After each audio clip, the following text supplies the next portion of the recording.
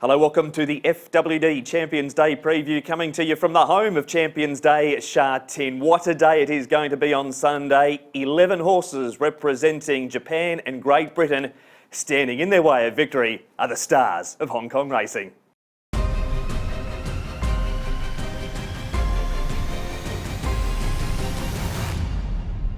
He's blowing kisses to the crowd, and he's going to win his second QE2. Romantic Warrior beat Prognosis and Dubai Honour. Massive Sovereign for Zach Purton and Dinnership win the Derby. With 1, you're good. 2, you're great. 3, you rewrite history. Golden 60s won his 3rd Champions Mile. Voyage Bubble has won a magnificent Derby finish for Alexi Bedell. They still haven't got California Spangle. They are going to turn back time with California Spangle. He's 2 in front and he's finding plenty, and it's Victor the winner in the Centenary Sprint Cup. He was brilliant.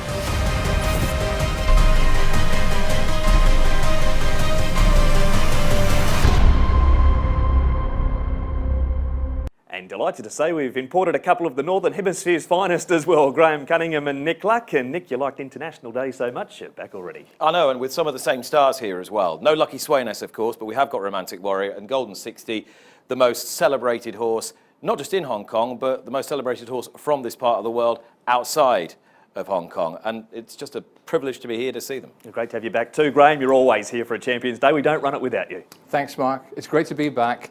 And as on so many occasions in the past, Golden 60 is the potential headliner. The will he, won't he run again after this? That's a conversation for another day. He has a challenge here in some high-quality opponents, and there's plenty of rain around.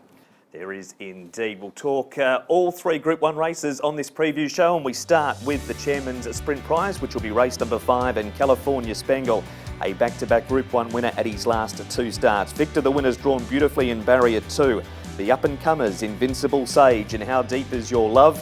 We've got Sunrise Ronaldo for Japan, Mugen for Hong Kong's leading trainer Pierre Ung, Believing in Town for George Bowie, Harry Bentley takes the ride, and Little Bros makes his first race day appearance in Hong Kong for David Hayes on the back of 5 trials. California Spangle is right back in form, and a big part of that is Brenton Avdulla, and Nick spoke to the man who's had 2 rides on the Spangle for 2 wins.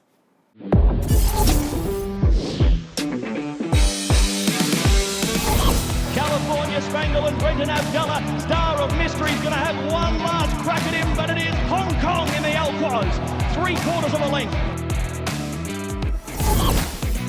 They are going to turn back time with California Spangle. Brenton Avdulla, you genius.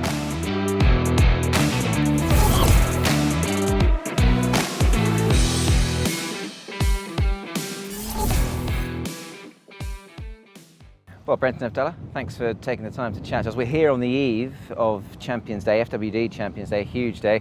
You're riding the likely favourite in the sprint, California Spangle. First of all, how are you feeling? Obviously, it's such a big occasion, this.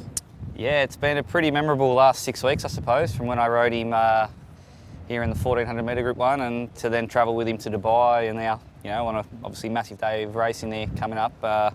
Very looking forward to riding him. You mentioned those 2 wins, Brenton. Obviously, Dubai, one of them, the win prior here. I mean, for a jockey, just try and put it into perspective for us. I mean, you win big races, you win Group 1s.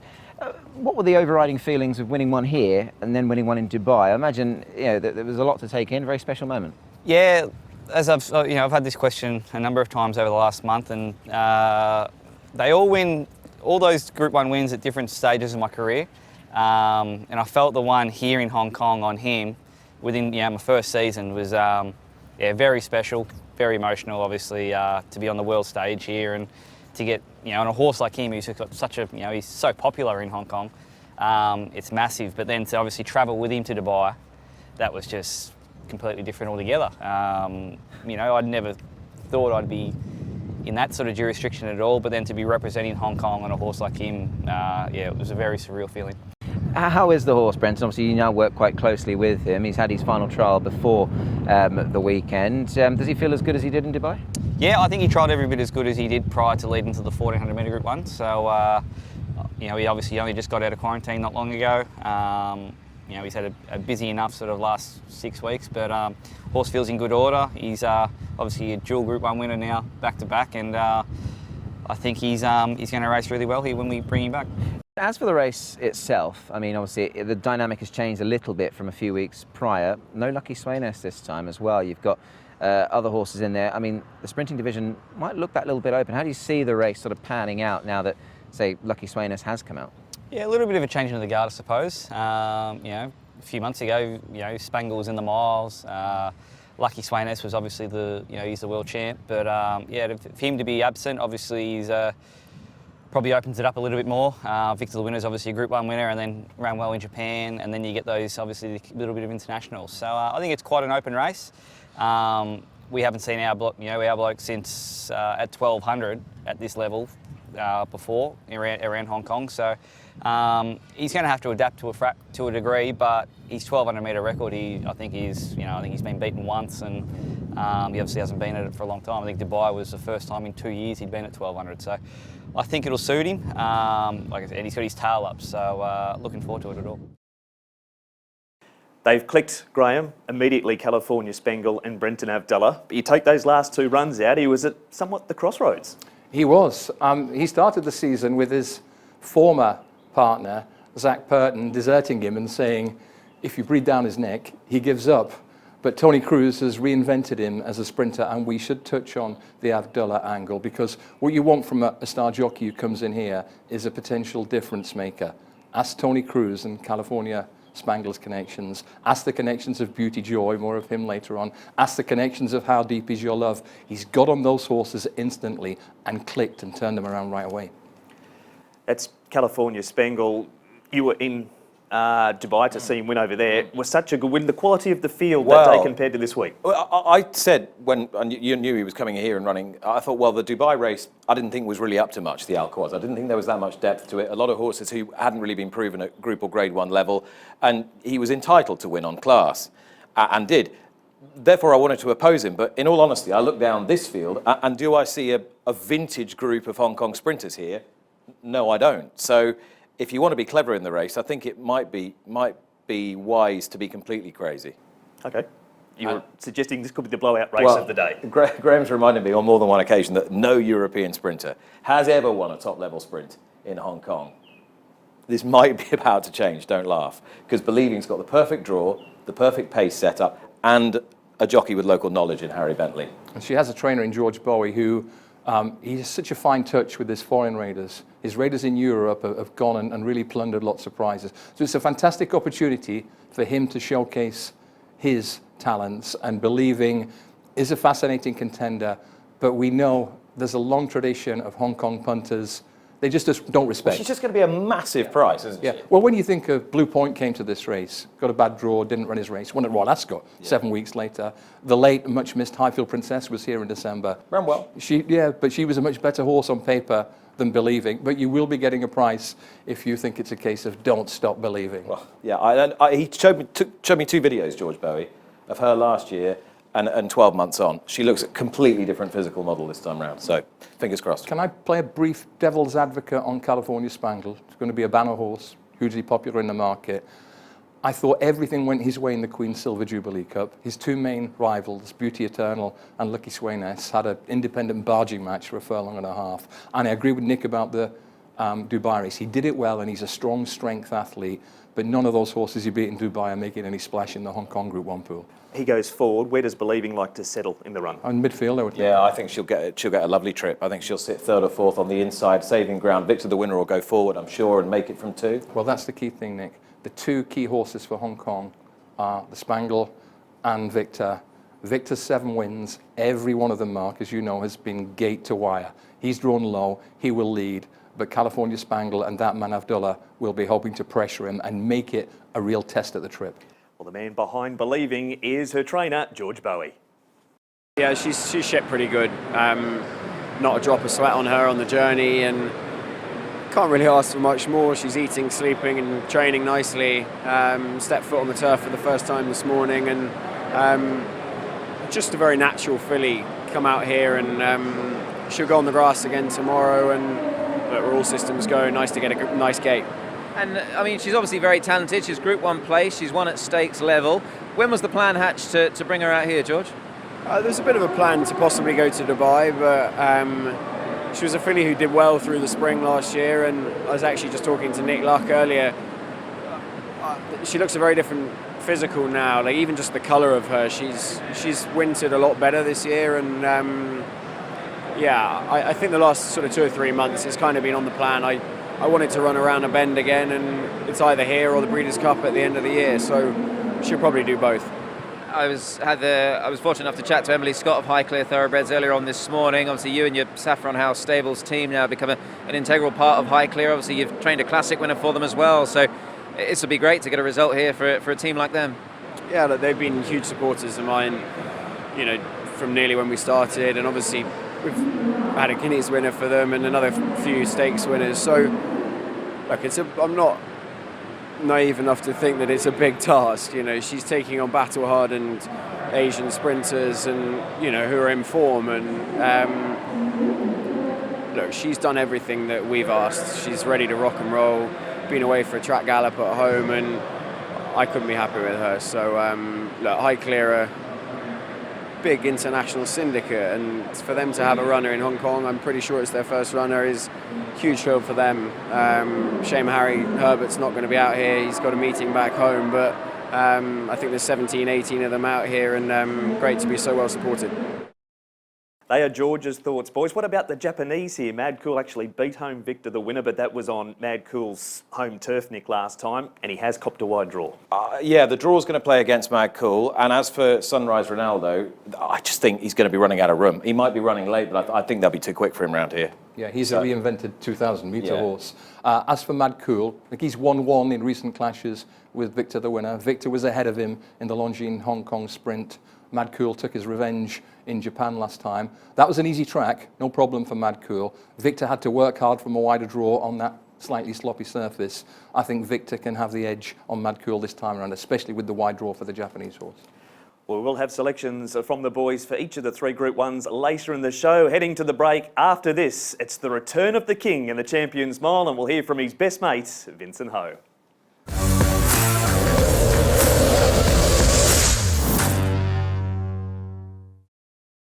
Welcome back. You're watching the FWD Champions Day preview. Sha Tin Sunday, it all happens. 3 Group 1s, but there will be 7 races on the undercard, and you can get a race-by-race preview on the website hkjc.com from Friday afternoon.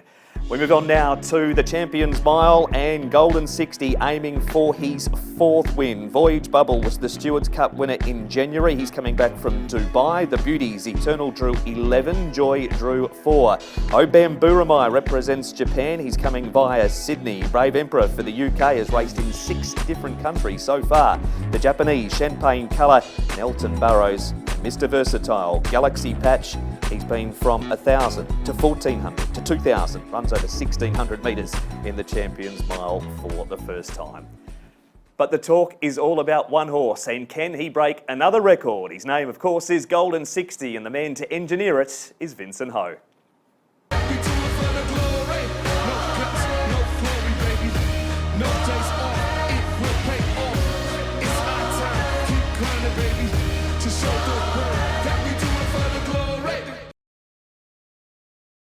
He's definitely a really special horse, not just to me, but for the whole racing industry, for Hong Kong, for everyone in Hong Kong. So, you know, he's like an icon of a sportsman, but he's just a horse.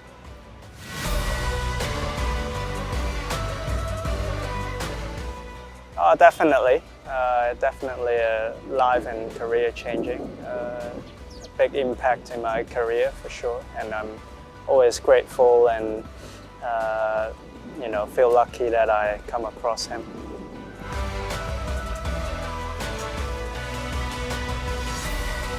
The main thing is his mindset.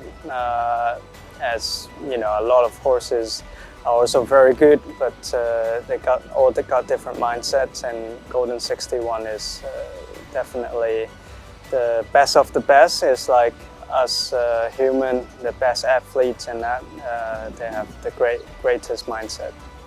the Ferrari, he hits overdrive, and the Champions Mile is headed to Hong Kong's champion again. Golden 60 won it from California Spangle.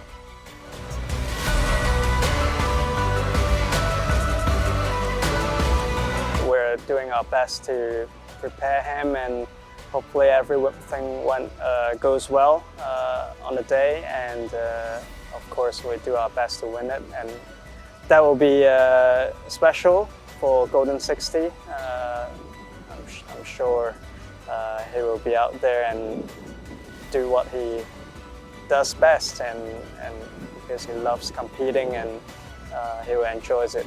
We just go out there to enjoy it, and have fun with Golden 60 for possibly his one final race. Win 1, you're good. 2, you're great. 3, you rewrite history. Golden 60's won his 3rd Champions Mile.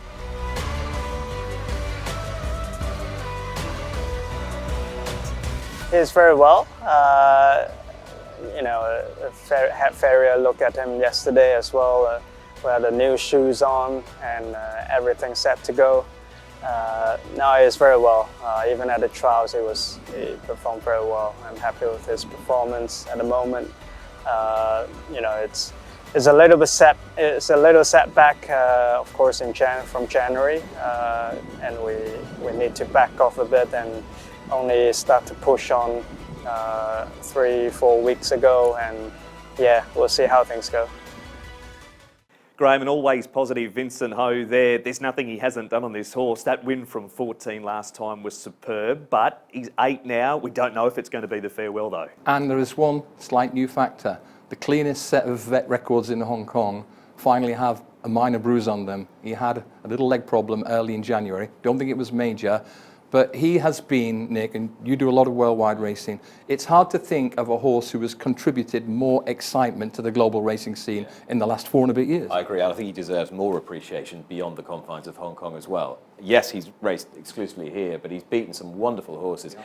And I put it to Francis Loy earlier on today that win here last time might have just been his best ever run. Seen the way the form's worked out? It's ridiculous. Voyage Bubble won a Group 1 next time out. 3rd horse was Namur, beaten that far in a stacked Group 1 in Dubai. 4th horse was Soul Rush, who went to win a good Group 2 in Japan last weekend. And 5th was Beauty Joy, who's won a big group race. So it's sort of without precedent, this. A horse who is that good at the age of 8, but Nick does it in that style. You know it when you see it. When a horse just sets himself low and goes zoom, that drags in every sports fan. They know it when they see it. And also, you made the point to me earlier, the endurance of this relationship between 100%.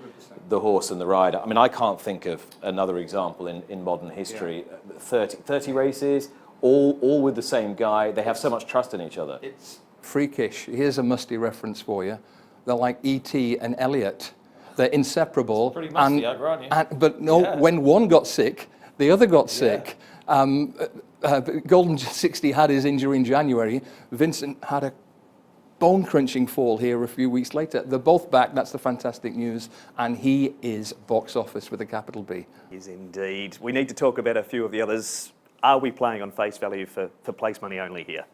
Maybe, but I do think there's opportunities in this race. I like Beauty Joy to run another big race. I think the better the race, the bigger he runs. So the chance you've got a good sustained pace against top-class horses, the more that finishing kick comes to the fore. And, of course, he won't mind any more of this rain. And nor will Brave Emperor, the British challenger, who is... He's a bonkers horse, isn't he? He's an unusual horse. He took...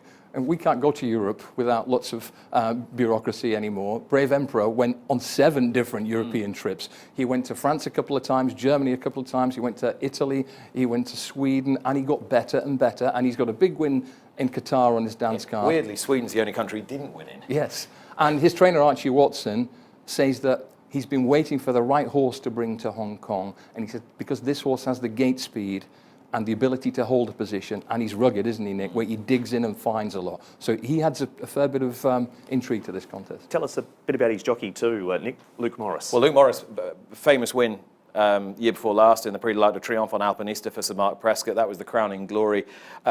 He's very distinctive in terms of style. He's a very dynamic, active jockey.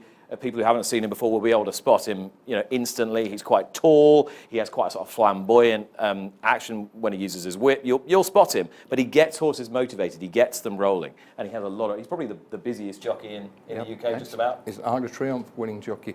I should also mention, ask you, Mark, about Voyage Bubble, who is a Derby winner, like Golden 60. He's had 2 goals at the Champ, and he's come up short, but he is a genuine Group 1 horse on his own. Can you give him a pass on what happened in Dubai? Things didn't go his way. I think we just forget Dubai. He comes back to 1,600 metres here, a track he loves, and even though he's won the Derby and won over 2,000 metres, he's a better mile horse. And he's the heir apparent to Golden 60. He's never going to be as good as Golden 60. Don't think he can beat him, but he's at his right distance.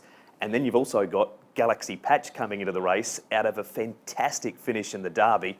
There's no more versatile horse in Hong Kong than him, and he's only so lightly raced. And it's intriguing as well because he's strong-willed, isn't he? A very strong puller in the early stages. From that low draw, I take it he's going to have to take back and come from behind and beat Golden 60, which I'm not sure has ever been done. No, they've both got very high speed, and he's just going to give him a start. Golden 60. Vincent will ride the race to a nicety. It doesn't end there, of course. The Japanese are represented. We hear now from the Green Channel's Nahiro Goda on their chances in the Champions Mile. Champagne colour, Elton Barrows and the wonderfully named Obam Burumai. Where would you like to start with that trio? Well, I think the best Japanese hope in Champion Mile is Obam Burumai. He went to Australia to run in Doncaster Mile, but he didn't have a clear trip on the home straight, and that had a traffic problem. But he's now settled in Hong Kong very well. He travelled from Australia, Sydney to Hong Kong direct, and this morning I spoke to the trainer. Trainer is very, very happy with the condition of the Obam Burumai, and if he can reproduce his form when he won the Golden Rose back in last autumn in Sydney, I think he has a. I don't say he has a chance to win, but I think he has a good chance to finish within first 3. I must ask you about Elton Barrows. I saw him at track work yesterday. He's a horse who looks to be working well. Would he be some sort of chance in the mile, do you think? Well, yes, he's in top condition now, and but once again, track condition, ground is the big issue for Elton Barrows. He prefers a quick ground.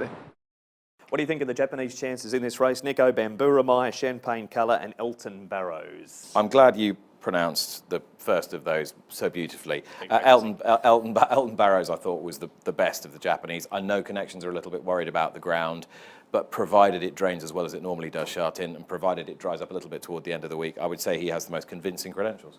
Obam Burumai for the best of the Japanese to me. I don't think he's a winning chance, but his Golden Eagle win in Australia, very valuable, showed that he has a little bit of zip. He has a relative turn of foot, and that could take him into the frame later on.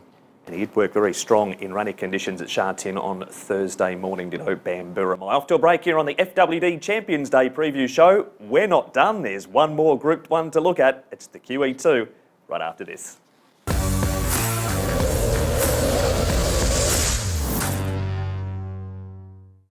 Welcome back. It's time to get a little romantic now for the final section of the show, because Romantic Warrior lines up in the QE2 as he aims to make his 3rd consecutive win. The Loves Only You was the last Japanese horse to win outside of a local in the QE2. He draws barrier number 10, Dubai Honour. He arrives from the UK this year as opposed to coming back from Australia. Ichiguazu's placed both times in 2 runs here on International Day. Prognosis drew 5. Straight Aaron, he ran 6th in the Dubai Turf last start. Nimble Nimbus is racing very consistently. And down the bottom, Massive Sovereign, 2 starts in Hong Kong for 2 wins, a Class 3 and also a Derby. We'll talk more on him shortly, boys, but Graham, Romantic Warrior, there is just absolutely no knock on this horse, is there? He's travelled, he's versatile, and he's just brilliant. Yeah, he's emblematic of what a good international Group 1 racehorse should be. I think it's 18 races, no sign of even a moderate performance. We know that his stamina's copper-bottomed. His courage in tight spots, Nick, is tremendous. 3 photo finishes this season in Australia, a nose, then a short head and a neck last time. But that is my slight knock on him, that I think this time last year, Mark, he had pounds in hand of his rivals. I think it's more like ounces this time around. Yes, he's such an admirable horse, because I don't think he's ever quite produced that blistering performance that he did in the 2022 Agreed. Hong Kong Cup. And then he's gone into battle against Golden 60 a couple of times and not come up short, but has just short. But a lot of horses would have recoiled from that and gone sharply downhill. Not a bit of it. He's come out and proved himself one of the toughest around to go down to the Cox Plate, come back off the Cox Plate, get a terrible draw here in the Cup last time and still win. Okay, he's won inside this time. He's got a lot on his plate, but he seems to find a way of winning. You spoke to his owner, Peter Lau, at the barrier draw. Came up with barrier number 10. So relaxed. We won from 11 last time. Not only that, and this perhaps gives you an idea of how much lead there is left in this horse's pencil, he immediately nominated a big target for him in Japan in June, the Asuda Kinnan. Yes. And the fact that they're already thinking about that makes you feel, well, they think there's still good days in this horse. In this day and age of sometimes conservatism, it's lovely to see an owner who is in the autumn of his racing career and says, I've got a right good horse here and we're going where the big shows are. Romantic Warrior is already one of 5 horses who have done the Derby QE2 double. Well, Massey Sovereign's trying to become number 6 in this race.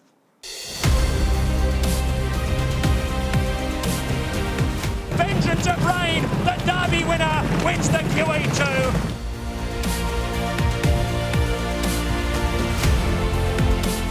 The Derby winner, Ambitious Dragon, makes it 3 Group 1s in a row.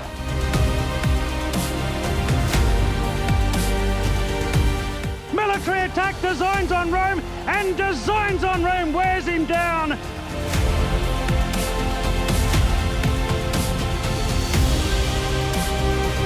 The Hong Kong Derby winner, Werther, absolutely destroying them here in the Audemars Piguet QE2 Cup.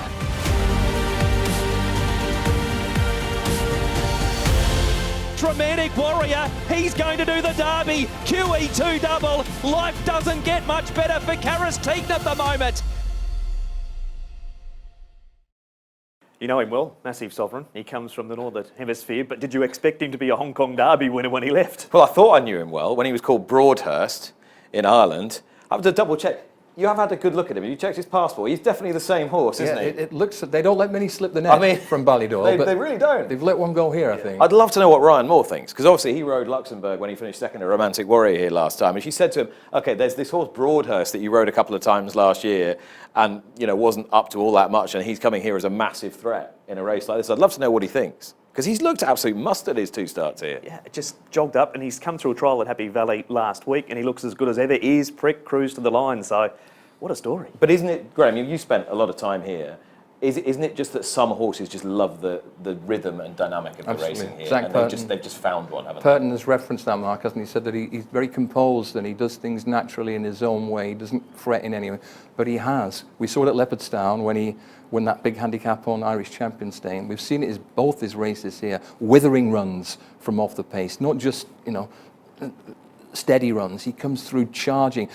The records suggest 5 horses have won the Derby and the QE2 Cup in the same season.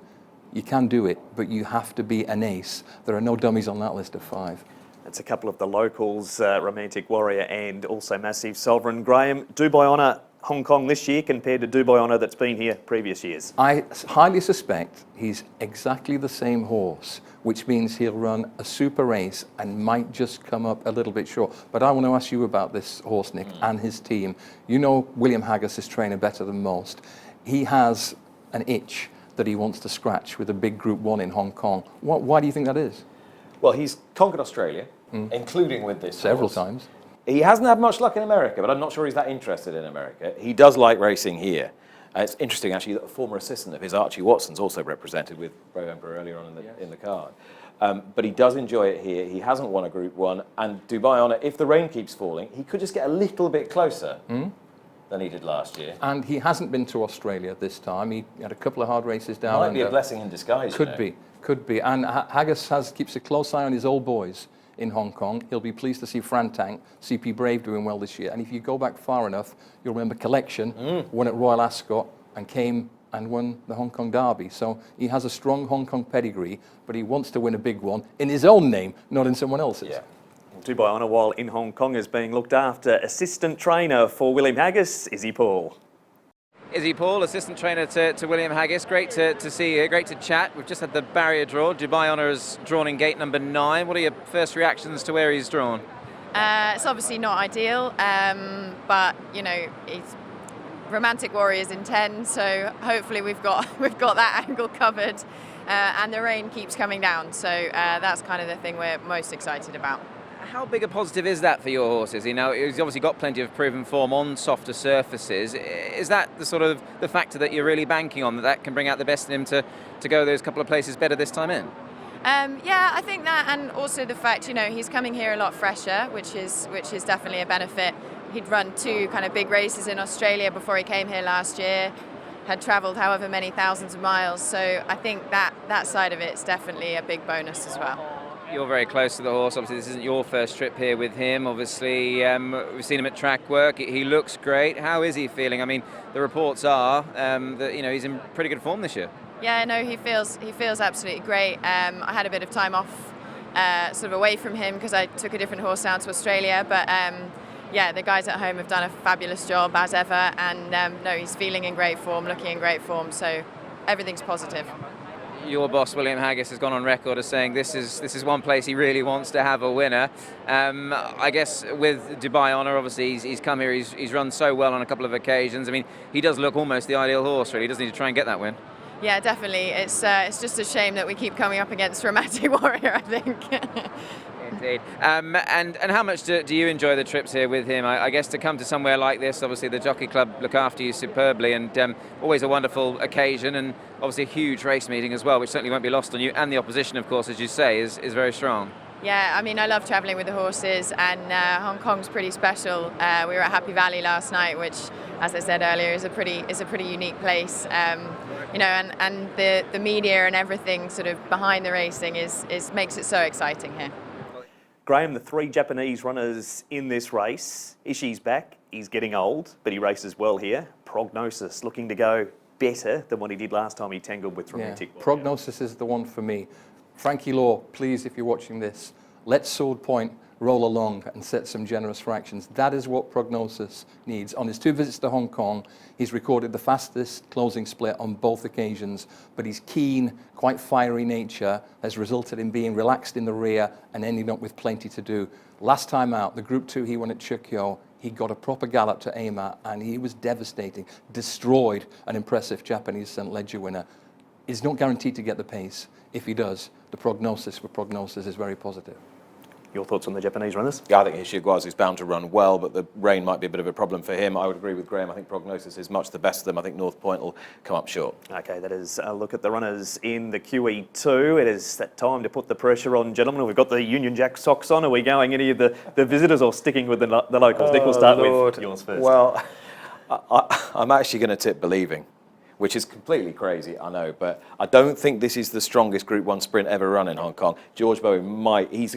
He's the kind of guy that takes a few chances, and invariably his toast lands butter side up. And I think if anyone's going to pull it off, it could be him. He's just got that hint of something different about him, hasn't he, the way he operates. And I just think from a perfect draw, she's got a shot of getting on the board, and she'll be a huge price to place. As for the mile, listen, I'll be cheering as loudly as everyone else for Golden 60, but if you want one at a price that I think is just bound to run well, it's Beauty Joy. I just think the better the race, the better he runs, and I don't think he'll mind the ground, and is quite well drawn. And in the QE2, I looked every which way to trying to take on Romantic Warrior, but I think he just finds a way of getting it done. Graham? I think the sprint is between Victor the Winner and California Spangle, and I'm hoping that Derek Lang can measure the energy perfectly on Victor again. In the Champions Mile, I hear this Golden 60 goes all right. Heart and head suggest that he is a headliner, and I like Prognosis in the QE2 Cup. I think Romantic Warrior and 3 or 4 other horses are extremely tightly matched. So for value, Prognosis in the QE2 Cup. Gentlemen, great to see you again. Nick, Graham, and enjoy your Sunday. Thanks. If you're coming here to Sha Tin on Sunday, the event kicks off at 11:45 with plenty of pre-race entertainment. The first race, first of 10 at 12:45. Trackside live from 12:15. Thanks for joining us on this FWD Champions Day preview show. We'll see you at Sha Tin on Sunday.